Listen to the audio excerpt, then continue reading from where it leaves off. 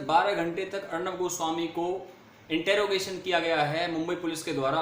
बहुत अच्छी बात है। इंडिया के अंदर एक बहुत ही अच्छा फ्रीडम ऑफ एक्सप्रेशन का उदाहरण है कि एक जर्नलिस्ट जो अपनी आवाज़ को बुलंद करना चाहता है और जिसने पालघर के हत्याकांड पर सोनिया गांधी की चुप्पी पर सवाल उठाए, सिर्फ एक इतनी छोटी सी बात के लिए उसको 12 घंटे के इंटेरोगेशन में रखा गया। बहुत बहुत ग्रेट चीज़ हुई है हिंदुस्तान के अंदर।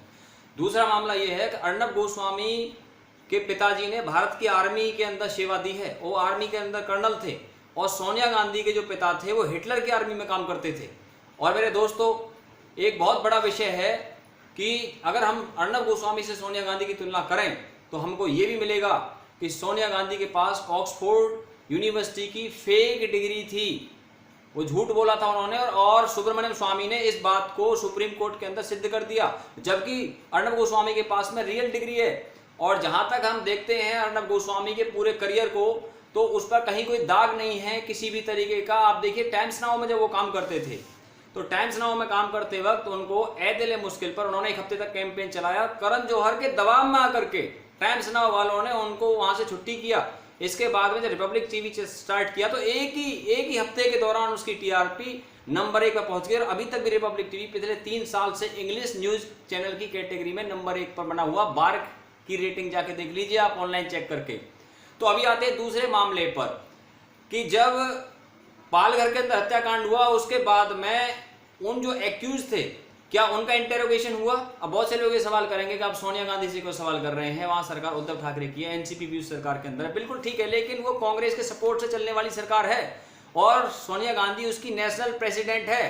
सोनिया गांधी ने भारत को लिंचिस्तान बोला है, तो आज लिंचिस्तान बोलने पर वो सिलेक्टिव क्यों है? सीएए के मामले में जब प्रोटेस्टर्स पे गोलियां चलाई गई यूपी के अंदर, तो उस वक्त तो सोनिया गांधी ने वीडियो रिलीज किया कि इनकी हत्या क्यों की गई है। आज जब संतों पे इस तरीके का हत्याकांड हुआ है तो उस मामले में सोनिया गांधी ने चुप्पी साध ली, एक ट्वीट भी नहीं किया।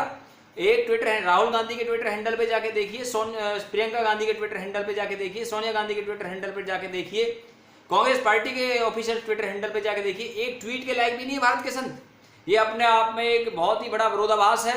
और जहां तक मैं समझता हूं कि ये फ्रीडम ऑफ एक्सप्रेशन का सीधा सीधा इस देश के अंदर गला घोटने वाली बात है। उसकी हत्या ये आज मुंबई पुलिस को, क्योंकि मुंबई के अंदर रिपब्लिक टीवी का ऑफिस है और वहां पर कांग्रेस के गुंडों ने हमला किया है अर्नब गोस्वामी पर, और वो सारे लोग पकड़ लिए गए हैं। वो तो सिक्योरिटी है अर्नब गोस्वामी के पास अपनी, उन्होंने पकड़ के दिखाया उनको।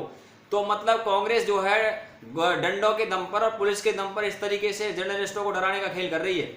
और आज जब वो लोग गिरफ्तार कर लिए गए, कैसी धाराएं लगाई गई? सारे चार्जेबल ऑफेंस है, उनके ऊपर कोई खास ऑफेंस नहीं लगाए गए। आप जाके देखिए उस चीज को, एफआईआर की कॉपी देखिए, उसके अंदर आपको पता लग जाएगा।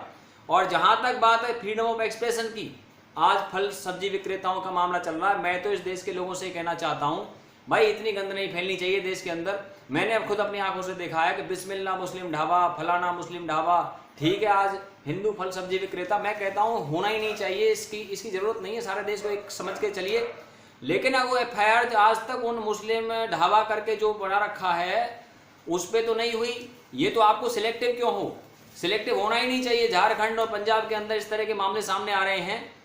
ये देश को बांटने का प्लान है और हमको पाकिस्तान की साजिश में नहीं आना चाहिए। और हमने ये तय करना चाहिए कि यदि कार्रवाई हुई है किसी पर, फल सब्जी विक्रेता पर, तो ये गलत हुआ है, ऐसा नहीं होना चाहिए, क्योंकि ये सिलेक्टिव है, सिलेक्टिव तरीका है। सिलेक्टिव तरीका इस देश के अंदर नहीं चल सकता।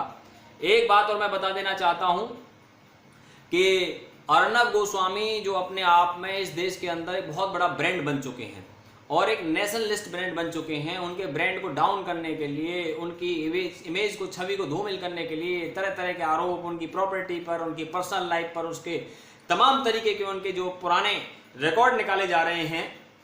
अरे भाई, अर्नब गोस्वामी की परिवार देशभक्त परिवार है। उसके पिताजी मनोरंजन गोस्वामी की जब डेथ हुई थी 9 नवंबर 2018 को, तो उसके 3 महीने बाद मैंने उनके पिताजी का फ्रेम उनको दिल्ली के अंदर एक प्रोग्राम में जाके दिया, तो मेरे से गले लग गए। वो इतने इमोशनल हुए। आप उनकी वो साइड जानते हैं जो वो चिल्लाते रहते हैं चैनल पे और वो जो है पैनलिस्टों को धमकाते हैं, लेकिन आपने उनकी वो साइड नहीं जानी है कि वो जो किस तरह कितने इमोशनल पर्सन है। आपने उस अर्नब गोस्वामी को देखा, पर्सनल लाइफ के अर्नब गोस्वामी को देखेंगे तो बहुत ही इमोशनल पर्सन है, और आपने उन्हें रोते हुए नहीं देखा। वो ठीक है, वो चैनल पे बैठे हैं, आज उनके साथ में इस तरीके का सलूक किया जा रहा है। और ट्विटर पे जो ट्रेंड चला था कि I stand with Arnab Goswami, मैं इस देश के तमाम जर्नलिस्टों को पूछना चाहता हूं कि कितने चैनलों पर